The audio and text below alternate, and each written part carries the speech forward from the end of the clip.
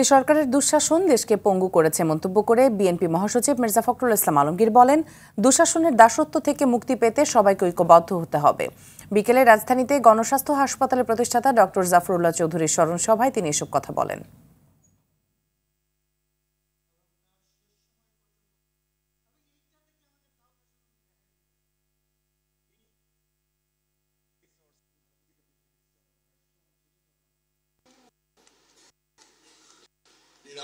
দুঃশাসন যে আমাদের সমস্ত ভালো অর্থনীতিকে কেড়ে নিয়েছে, আমাদেরকে পঙ্গু করে ফেলছে, প্রতি মুহূর্তে আমাদেরকে পুরোপুরি একটা দাসে পরিণত করছে। সেইখান থেকে বেরিয়ে আসতে হবে, আমাদেরকে ঐক্যবদ্ধ যাবে, এর কোনো বিকল্প নেই।